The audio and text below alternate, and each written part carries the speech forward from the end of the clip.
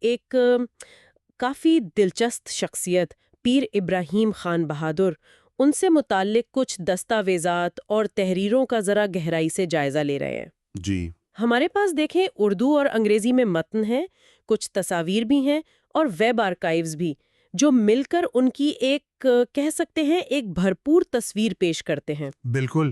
تو پیر ابراہیم خان تھے کون؟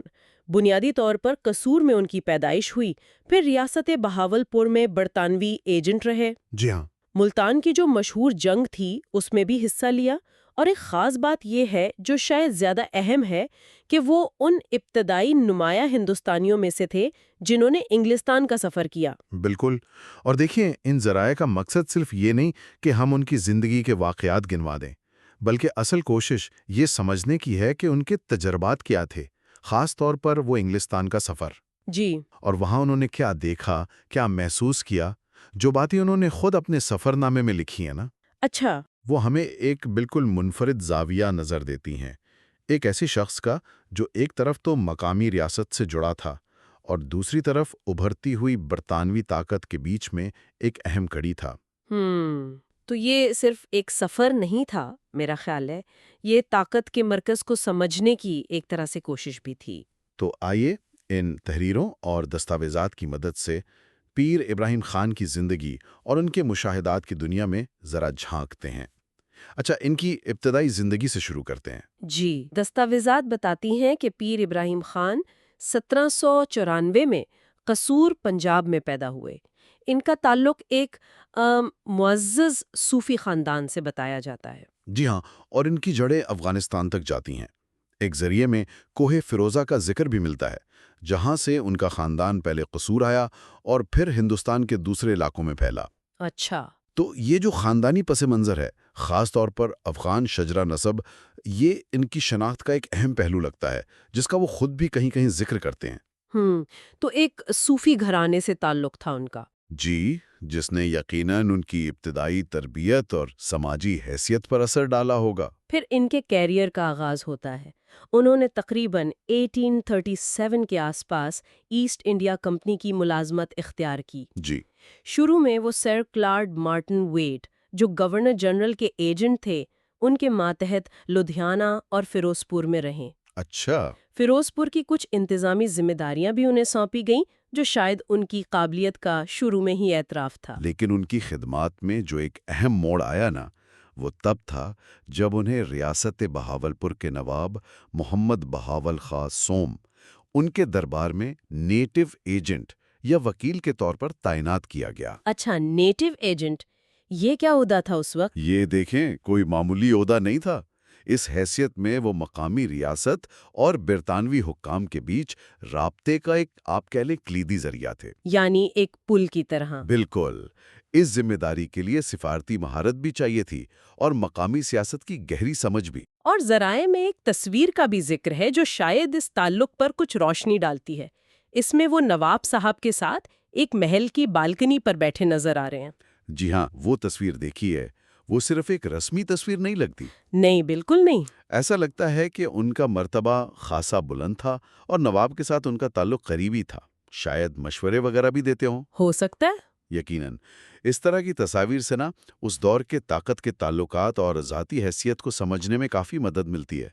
نیٹو ایجنٹ کا کام صرف پیغام پہنچانا نہیں تھا، اس میں مذاکرات، معلومات کا تبادلہ اور اکثر بہت نازک سفارتی معاملات کو سنبھالنا بھی شامل ہوتا تھا۔ اچھا، تو بہاولپور میں تعیناتی کے دوران ہی ان کی زندگی کا ایک اور اہم باب شروع ہوتا ہے، دوسری اینگلو سکھ جنگ اور خاص طور پر ملتان کا محاصرہ 1848-49 کا۔ جی، یہ بہت اہم واقعہ ہے۔ یہاں ان کا کردار بہت نمایاں نظر آتا ہے۔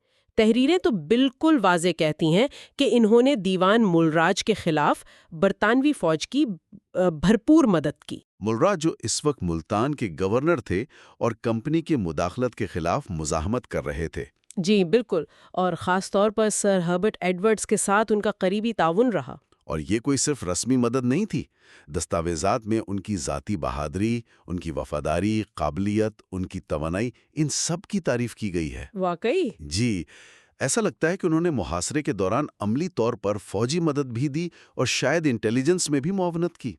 برطانوی حکام نے ان کی خدمات کو غیر معمولی طور پر سراہا ہے۔ جس کا نتیجہ پھر خطابات اور انعامات کی صورت میں نکلا ہوگا۔ بالکل، انہیں خان بہادر کا معزز خطاب دیا گیا۔ یہ اس زمانے میں برطانوی حکومت کی طرف سے وفاداری اور نمایاں خدمات کا بہت بڑا اعتراض سمجھا جاتا تھا۔ صرف خطاب یا کچھ اور بھی؟ نہیں، صرف خطاب نہیں، انہیں ایک بڑی جاگیر بھی ادا کی گئی۔ ایک ذریعے میں تو اس جاگیر کی مالیت 10,000 روپے سالانہ بتائی گئی ہے۔ 10,000 روپے سالانہ؟ اس وقت تو یہ بہت بڑی رقم ہوگی۔ بہت خطیر رقم تھی، اور اس کے علاوہ تاحیات پینشن بھی مقرر کی گئی۔ تو یہ سارے اعزازات ظاہر کرتے ہیں کہ برطانوی حکام کی نظر میں ان کی خدمات کتنی اہم اور قابل قدر تھیں۔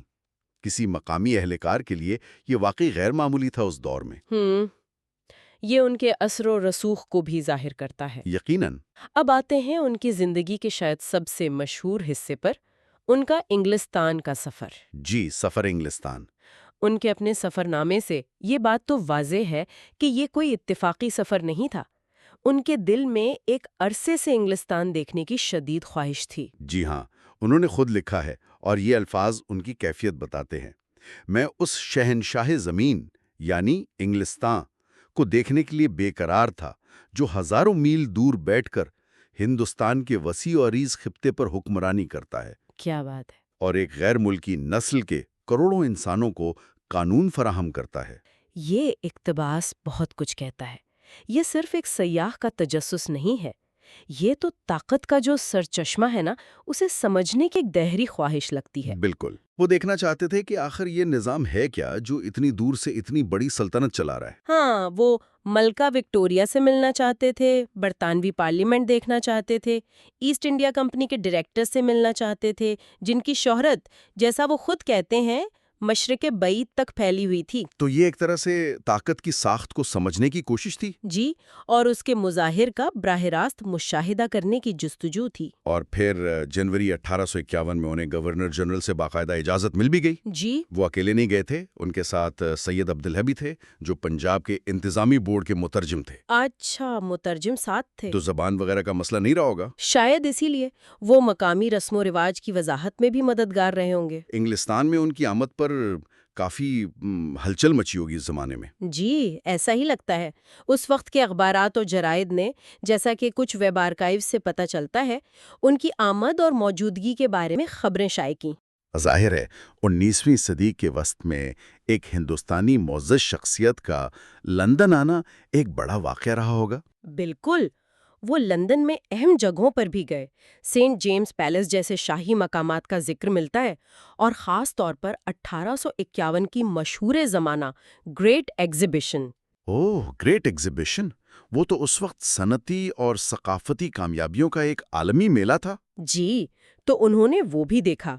برطانوی پریس نے ان کی شخصیت کو کیسے پیش کیا، کچھ اندازہ ہے؟ ذرائع بتاتے ہیں کہ انہیں ایک بزرگ لیکن قداور اور بارعب شخصیت کے طور پر دکھایا گیا۔ اچھا، جو اپنے رنگین روایتی مشرقی لباس اور پگڑی میں ملبوس تھے۔ یہ تصویر اس وقت کے لندن کے لیے یقیناً بہت غیر معمولی اور پرکشش رہی ہوگی۔ کیا انہوں نے وہاں کے اعلیٰ سماجی حلقوں میں جگہ بنانے کی کوشش کی؟ لگتا تو یہی ہے۔ کچھ تحریروں سے اشارہ ملتا ہے کہ وہ ملکہ وکٹوریہ سے ملاقات میں بھی کامیاب رہے۔ اچھا، ملکہ سے ملاقات؟ یہ تو بڑی بات ہے۔ جی، لیکن یہاں ایک دلچسپ بات اور بھی ہے۔ ایک ذریعے کے مطابق ایسٹ انڈیا کمپنی بظاہر یہ چاہتی تھی کہ وہ لندن پہنچنے کے کوئی سال بھر بعد ہی واپس ہندوستان چلے جائیں۔ اوہ، یہ کیوں؟ کیا ذرائع اس کی کوئی وجہ بتاتے ہیں؟ نہیں، ذرائع میں زیادہ تفصیل تو نہیں ہے، لیکن اندازہ لگایا جا سکتا ہے۔ شاید کمپنی کو ان کی یہ جو غیر رسمی سفارتکاری تھی یا ان کی طویل موجودگی وہ اپنے کنٹرول سے باہر لگ رہی ہو۔ یا شاید ان کا میل جول توقعات سے زیادہ بڑھ گیا تھا۔ ہو سکتا ہے، یا محض انتظامی وجوہات ہوں، کچھ بھی ہو سکتا ہے۔ بہرحال حقیقت یہ ہے کہ وہ 1852 میں ہندوستان واپس آ گئے۔ اس پر مزید تحقیق کی گنجائش ہے۔ بالکل۔ اچھا، اس سفر کا سب سے کہہ لیں ٹھوس اور دیر پا نتیجہ شاید وہ یادداشت یا سفر نامہ تھا جو پیر ابراہیم خان نے لکھا۔ جی، ان کا سفر نامہ۔ اردو ذرائع میں اس کا نام سیر پنجاب بھی ملتا ہے، حالانکہ سفر انگلستان کا تھا۔ شاید کتاب میں پنجاب کے حوالے بھی ہوں گے۔ ہاں، یہ نام تھوڑا کنفیوزنگ ہے۔ انگریزی میں تو یہ میموار آف پیر ابراہیم خان کے عنوان سے جانا جاتا ہے۔ اور ایک دلچسپ بات یہ بھی ہے کہ انہوں نے اس کتاب کا ایک نسخہ خود ملکہ وکٹوریہ کو بھی پیش کیا تھا۔ واقعی یہ تو کمال ہے۔ یہ سفرنامہ تاریخی لحاظ سے بہت ہی اہم ہے۔ کیوں؟ کیا خاص بات ہے اس میں؟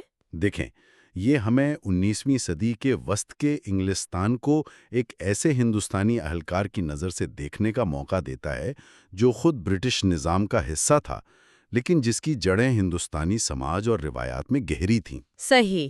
اور یہ صرف تعریفی نہیں ہے۔ ایک ذریعے کے مطابق وہ اس حیرانی کا بھی ذکر کرتے ہیں جو انہوں نے وہاں کی ترقی، وہاں کے طور طریقے، طرز زندگی دیکھ کر محسوس کی۔ بیولڈمنٹ کا لفظ استعمال ہوا ہے۔ حیرانی۔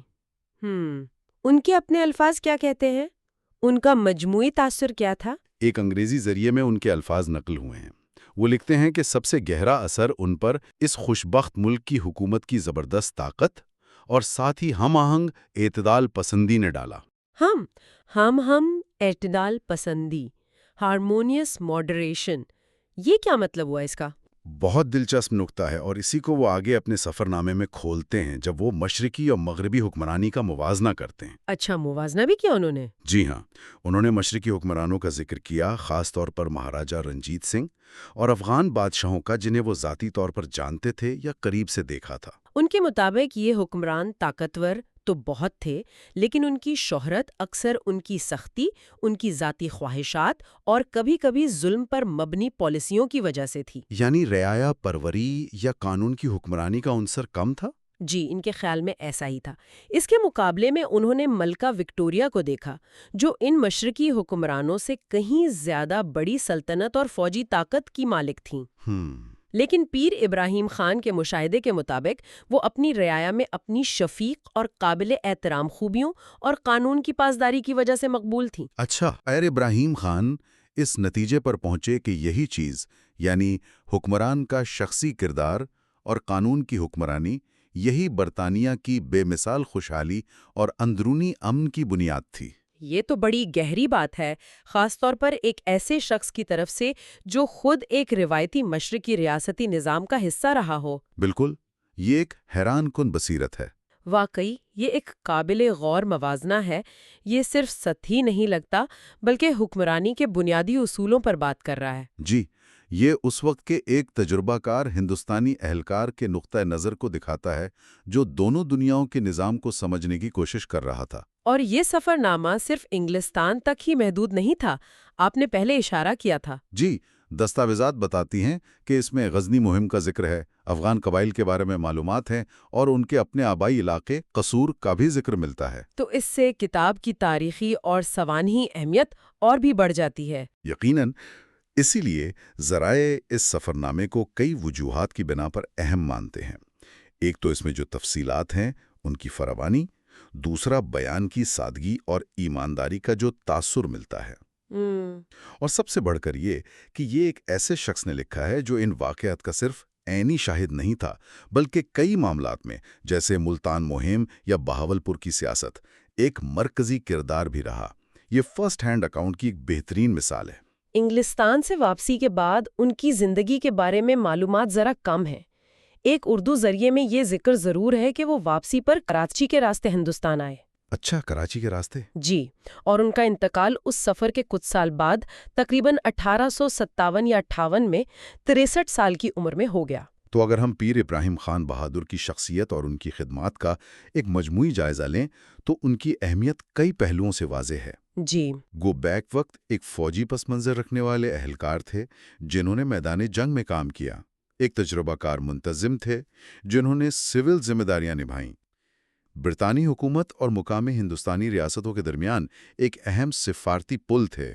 انگلستان کا سفر کرنے والے اولمین نمایاں ہندوستانیوں میں سے ایک تھے۔ بالکل، اور ایک مصنف بھی تھے جنہوں نے اپنے منفرد تجربات کو آنے والی نسلوں کے لیے قلم بند کیا۔ بلا شبہ ان کی زندگی، خاص طور پر ان کا سفر انگلستان اور اس پر مبنی ان کا سفر نامہ، ہمیں 19ویں صدی کے ہندوستان اور برطانیہ کے جو پیچیدہ، کثیر الجہتی اور کبھی کبھی متضاد سے لگنے والے تعلقات ہیں نا، جی، ان کو ایک منفرد اور ذاتی زاویے سے دیکھنے اور سمجھنے کا ایک قیمتی موقع فراہم کرتا ہے۔ یہ صرف ایک فرد کی کہانی نہیں، بلکہ ایک بدلتی ہوئی دنیا میں شناخت، وفاداری اور طاقت کے معنی تلاش کرنے کی کہانی بھی لگتی ہے۔ بہت خود کہا آپ نے۔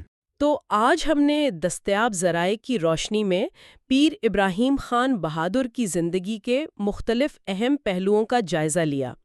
ان کی ابتدائی زندگی اور خاندانی پس منظر سے لے کر ان کی فوجی اور انتظامی خدمات تک، ان کے تاریخی سفر انگلستان اور پھر اس سفر کے نتیجے میں لکھے گئے ان کے گہرے تاثرات تک۔ جی، اور یہ پوری گفتگو ایک اہم سوال پر غور کرنے کی دعوت ضرور دیتی ہے۔ کیا سوال؟ وہ یہ کہ پیر ابراہیم خان جیسے نو آبادیاتی دور کے مقامی اہلکاروں کے بیانات، جو بظاہر برطانوی نظام کی کارکردگی، قانون کی حکمرانی، یہاں تک کہ حکمرانوں کی شفیق خوبیوں کی تعریف کرتے نظر آتے ہیں، یہ بیانات تاریخ کے جو روایتی بیانیے ہیں، چاہے وہ سامراجی ہوں یا قوم پرستانہ، ان کو کس طرح متاثر کرتے ہیں یا چیلنج کرتے ہیں؟ یہ واقعی ایک پیچیدہ سوال ہے۔